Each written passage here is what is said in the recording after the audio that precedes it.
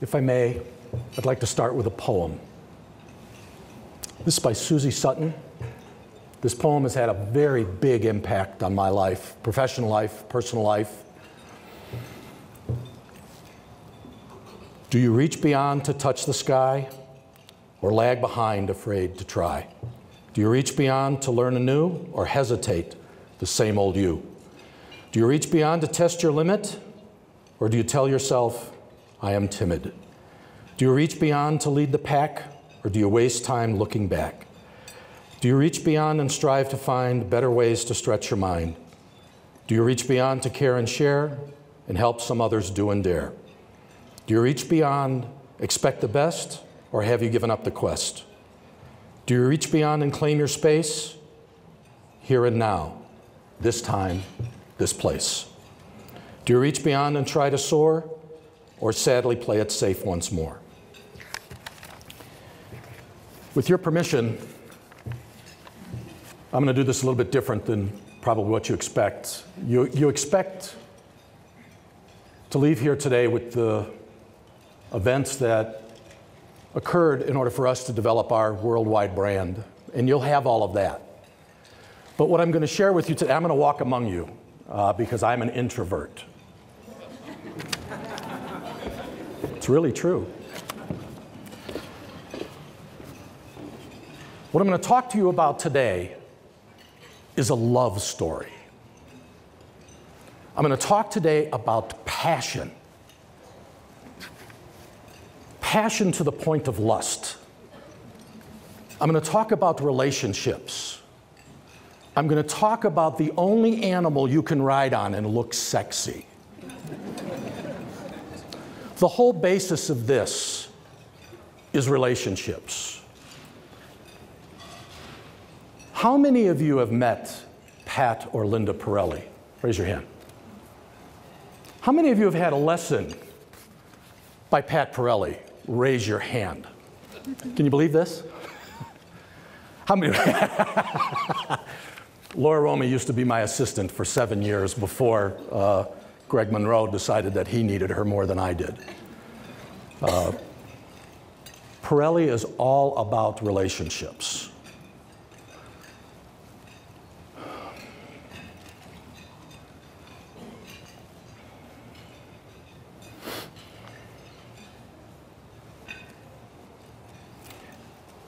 The reality of what we're going to do is show you a new way to conduct yourselves in business. You're going to learn our mission statement. You're going to learn about how to be part of something special, how you can be part of something special in your professional life and your endeavors. Dan Wayland is the executive producer of Equestrian Nation television show. It's the longest running television show of an equestrian theme in America. Pat appeared on this show in 1992. That's a pretty powerful quote, and that just came out of him. I mean, it wasn't like we prompted it. And I asked him, I said, what do you mean? And he said, well, the entire world, the entire horse training world, the clinician world, has been a series of cowboys and cowgirls that would drive around with a horse trailer and a horse and a truck, and they would go and they would try to find people that they could share their message with. You changed that. You're the only worldwide brand that has been developed for horse training. The only one. And he said, that's amazing to me. And he says, I've had every clinician in America on my TV show at one point or another. And he said, it's absolutely true. Now, I'm a kid of the 60s, and I am a Beatles fan. I'm also originally from Chicago. I went to school in Wisconsin, Whitewater, Wisconsin, and I found out something today that I've got a friendly in the room. How many of you know Bob Kunkel? Bob Kunkel and I went to the same school at the same time, and he knew me. He went from 66 to 70, and I was 68 to 72. It's amazing how far away you get, and you still have the relationships that you started. It's amazing. Hi. Well, that's embarrassing. I'm on camera.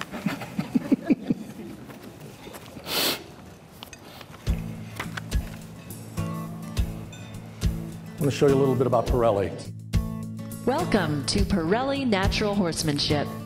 P&H is a worldwide horse training education company with offices in the US, UK, Australia, and Switzerland. Corporate headquarters are located in beautiful Pagosa Springs, Colorado, where the 40,000 square foot building provides space for over 70 employees, and the multi-member customer support team fields calls from all over the world. Most of the P&H rope products are manufactured in-house by skilled professionals who have worked with Pat Parelli for over 20 years. The catalog of products offered by P&H is continually growing, and the shipping warehouse has become the largest FedEx account in the Four Corners region of the Southwest United States. P&H videos are edited and produced on-site. The media wing consists of a custom studio and 4 editing suites that see heavy use refining thousands of hours of footage gathered from worldwide P&H events and tour stops. The Parelli IT department has been called the Pentagon of Pagosa Springs, where custom software is created and maintained. All graphics for products, packaging, and catalogs are designed and created in-house. Parelli web designers and social media team work to maintain a constant look and message across all of the websites and online portals of communication. Oversight of more than 400 worldwide Parelli professionals are managed from the Pagosa Springs office, and the P&H accounting department works with U.S. and international agencies to keep the company functioning worldwide. The 1,000-acre Parelli campus, located a few miles west of corporate headquarters, is a horse training vocational school accredited by the Colorado State Board of Education. Visitors and students from around the world attend courses to learn leadership skills that change their lives. A signature event is held each September and is host to over 1,000 Parelli members who come and stay in Pagosa Springs. The worldwide reach of P&H is continually growing with an aim of never-ending self-improvement, a cornerstone of the Parelli Natural Horsemanship program. Isn't that cool? That's awesome. So how did I get here? How did I get here? When I graduated from college in 1972, I was recruited by a division of General Motors, Frigidaire Corporation, to sell appliances, wholesale appliances, and I sold hundreds of thousands of them. I was the most successful person in their history from 1972 to 1974. In 1974, I was recruited by the Polaroid Corporation. Polaroid in 1974 was the Apple of today. They were the technology leader, you know, A-star company, just wonderful. And they hired me to sell cameras and film. And I was there for 10 years. At the end of my tenure in 10 years, I had 2 customers. I was director of national accounts marketing. My 2 customers were Sears and Kmart. If you walk through a Sears store in America or a Kmart store in 1980 or 1979, and somebody came out from behind the counter and took your picture with a Polaroid camera, those were my people. In 1981, at the end of a board meeting in Cambridge, Massachusetts, the chairman of the board was walking past me, and because I was all of 32 years old and feeling like I was bulletproof and 100 feet tall, I said, "Mr. McCune, I'd like to know when I'm going to be president of Polaroid." And he said, "Mark, you're a fine young man." And he said, "We're going to have 2 discussions. You decide the one you want." He said, "Well, you can have our Polaroid discussion, or we can have a peer-to-peer discussion." Being bold, I said, "I want a peer-to-peer discussion because I want to be your peer." And he said, "You're never going to be president of Polaroid." And he said, "We're a billion-dollar company," 1980. Billion-dollar companies are run by finance people, not marketing people. You should take some of the money that we give you, and you should either start a business or buy a business or do something special. And of course, at 31 years old, my lips are in the dirt. My career is over. I'm never going to be president of Polaroid. So after about a week of feeling sorry for myself, I decided that, you know what, I'm going to take his advice and I'm going to go do something. So what I did is I bought my first company in 1981. Today, and I'm still the majority stockholder of that company and chairman of the board, it's Ride and Decal. We're the world's largest manufacturer of high school and college parking permits. For all of you who go to Fort Lewis and you pay $75 a quarter for your parking permit, we only get 25 cents of that. I did that for 10 years, retired from that, did industrial real estate development for my own portfolio, got pretty tired of that, was approached by my local banker And he said, my bank has been sold. All the good things we were able to do we're no longer going to be able to do. And I said, oh, that's terrible. And he said, but I want to start a new bank. I went, really? You want to start a bank? I said, how do you start a bank? So in 1992, banker Bob, myself, and two other guys started a bank in Illinois. From 92 to 96, we grew that bank from nothing to $850 million. In 1996, I had the opportunity to liquidate my shares, and I'd been pretty burned out on corporate America by that time. And so I took the money, sold my bank shares. Went around the United States, raced cars, did all sorts of stuff. Married, wife with a dressage horse, a German dressage horse, a 10-year-old Trakehner dressage horse that had never been in a trailer. Never in a trailer, 10 years old. And I watched people try to get this horse in the trailer. Impossible, could not be done. The guy who came to our barn and coached my wife said, your wife's horse has a psychological problem. And he said, I know a guy, what they do is kind of unorthodox. This is early 1997. Well, I didn't remember it. He reminded me of it later. And about 2 months later, and we lived in the Fox River Valley of Illinois. We were a hunt club town. You know what a hunt is? English hunt, redcoats. Doo, doo. In my driveway pulls a rusty, junky, loud pickup truck with a guy in it driving it with a cowboy hat. And the guy pops out of the truck and says, where's the horse with the trailer loading problem? And I went, you got to be kidding me, really?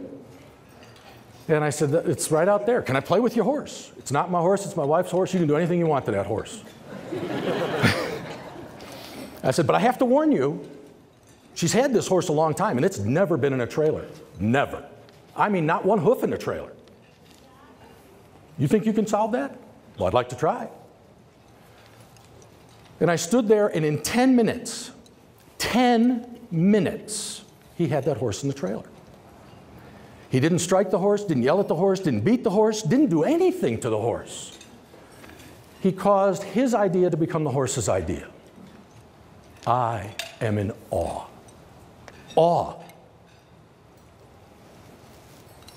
How do you get your employees to have your idea become their idea?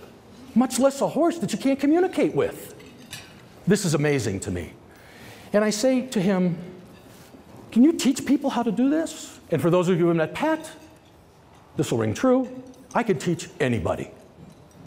Good, teach me right now, right here, that horse.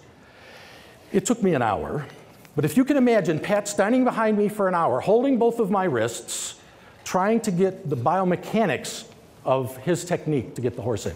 After an hour, the horse was in. And I looked at him and I said, this is amazing. Can you make a living out of this? And he goes, well, I'm trying to. It's 1997, early 1997. And I said, really? And he said, yep. And he said, that's what I'm trying to do. I'm trying to make a living out of this. And I go, well, I'd like to pay you. And he goes, well, before you do that, he said, why don't you tell me what you do for a living? And I said, well, I don't do anything anymore. I'm retired now. He said, well, you must have done something. And so I told him the whole story of what I did. And he says, instead of taking your money, here's what I'd like you to consider. Would you please allow me to call you from time to time and ask you business questions? He says, because although I graduated from Cal Poly in California, he says, I went there on a rodeo scholarship. And he said, do you know what that means? And I said, well, actually, I don't. And he said, if you stay on for 8 seconds, you get an A.